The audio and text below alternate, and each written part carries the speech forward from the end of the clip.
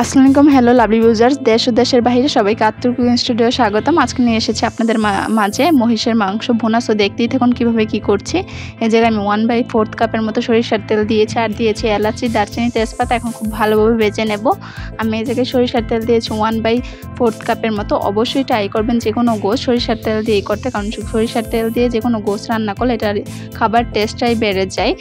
এই জায়গায় অবশ্যই আমি চুলার আঁচটা হাই হিটে না রেখে মিডিয়াম টু লো হিটেই রেখেছি। আর মহিষের গোস্ত ভুনা টিপস অ্যান্ড ট্রিক সব কিছু এই ভিডিওতে দেওয়া আছে। এই জায়গায় আমি দিয়ে দিচ্ছি পেঁয়াজ পেস্ট। অবশ্যই এই জায়গায় পেঁয়াজ পেস্টটা ইউজ করবেন। আমি এই জায়গায় 1/2 কাপের মতো পেঁয়াজ পেস্ট ইউজ করছি।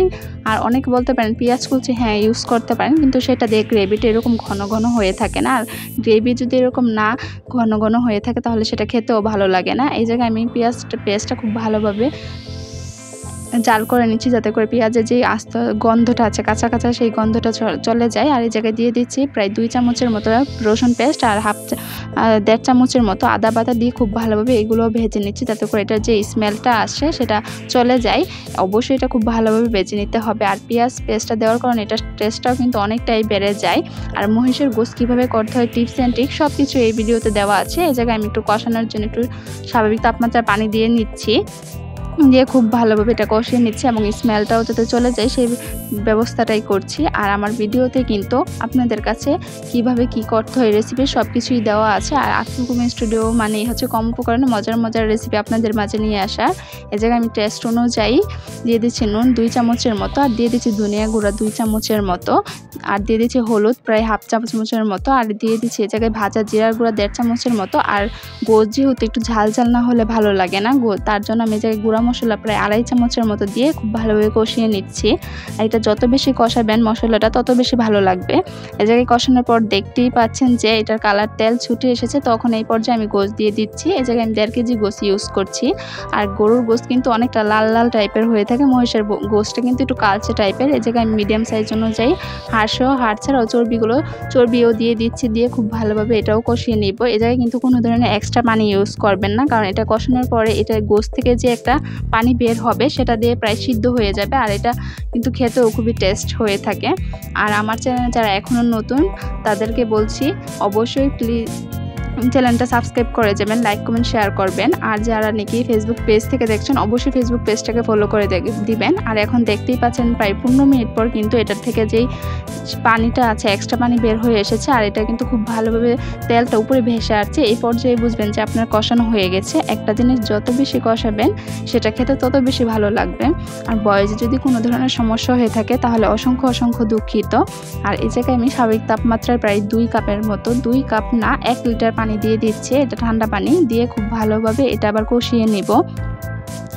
আর মহিষের গোশত এইভাবে ট্রাই করলে কিন্তু খুবই মজা হয়ে থাকে। আর এর জন্য বলছি, আমি বললে তো হবে না, আপনাদের কাছে রিকোয়েস্ট রইল আপনারাও এরকমভাবে ট্রাই করে দেখবেন যে কেমন হয়েছে। আর ট্রাই করার পর কমেন্টে জানাবেন যে এটা টেস্টটা কীরকম হয়েছে। এই জায়গায় কিন্তু আমিও আবার প্রায় 15 মিনিটের মতো ঢাকনা দিয়ে ঢেকে দেব, আর মাঝে মধ্যে একটু নাড়াচাড়া দিব। এই পর্যায়ে চুলার আঁচটা হাই হিটেই থাকবে।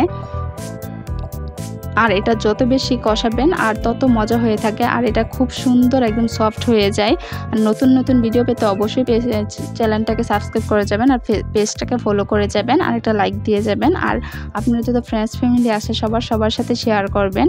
আপনারা কী ভিডিও চান কমেন্টে জানাবেন, ইনশাল্লাহ আমি দেওয়ার ট্রাই করব। এ পর্যায়ে প্রায় 15 মিনিট পর দেখতেই পাচ্ছেন ঢাকনা তোলার পর এটা কিন্তু পানি কমে এসেছে, আর তেলটাও কিন্তু ভেসে এসেছে। এর জন্য আমি তেলটা কম ইউজ করছি, যেহেতু এই জায়গায় চর্বিও আছে, চর্বি থেকেও এক্সট্রা তেল বের হবে। আর এই জায়গায় আমি দিয়ে দিচ্ছি ভাজা জিরার গুঁড়া প্রায় 2 চামচের মতো, আর এই জায়গায় দিয়ে খুব ভালোভাবে মিশিয়ে নিচ্ছি। আর এই জায়গায় আমি আবার দিয়েছিলাম যে এক্সট্রা স্পেশাল গরম মশলার গুঁড়া, সেই ভিডিও আমার চ্যানেলে দেওয়া আছে। আপনারা ইউটিউবে যেয়ে সার্চ বক্সে special masala by Attur cooking studio দিলেই এসে পড়বে, আর আপনারা দেখে নেবেন যে এটা কীভাবে করছি। এই মশলা দিয়ে সব কিছুই তৈরি করে নিতে পারেন। এটা দিয়ে এখন আমি দিয়ে দিচ্ছি গরম পানি। অবশ্যই এই জায়গায় একদম ফুটানো গরম পানি দিয়ে থাকবেন, তাহলে এটা সিদ্ধ হবে খুবই তাড়াতাড়ি আর খেতেও খুব টেস্ট লাগবে। এই জায়গায় আমি প্রায় 2 লিটারের মতো পানি দিয়ে দিচ্ছি, গরম পানি ফুটানো, একদম বলক আসা যেই পানিটা সেটা দিয়ে আমি প্রায় 20 থেকে 25 মিনিটের পর মতো আবার ঢেকে দেব। আর এখন দেখতেই পাচ্ছেন যেটার কালারটা কীরকম সুন্দর আসবে, আর রান্না হওয়ার পর এটা দেখবেন আরও কত বেশি সুন্দর হয়। এটা দেখতে যেরকম সুন্দর, এটা খেতেও টেস্টটা ঠিকই একই রকম আসে। আর এখন দেখতেই পাচ্ছেন এটা কিন্তু আমি আস্তে আস্তে একটু আলতো আলতো নাড়াচাড়া দিচ্ছি, কারণ যে কোনো সময় লেগে যাওয়ার সম্ভাবনা থাকে। আর এখন দিয়ে দিচ্ছি কেওড়া জল। কেওড়া জল আমি ছোটো টেবিল চামচের হাফ চামচ দিয়েছি, দিয়ে খুব ভালোভাবে মিশিয়ে নিচ্ছি। জাস্ট এটা আরও বেশি মজা করে তুলে। আপনারা চাইলে এটা স্কিপও করতে পারেন। আর এই জায়গায় দিয়ে দিচ্ছি আমি আলু বোরখা, কিন্তু আলু বোরখাটা স্কিপ করবেন না। আলু বোরখা দেওয়ার কারণে এটার টেস্ট আরও বেশি মজা হয়ে থাকে।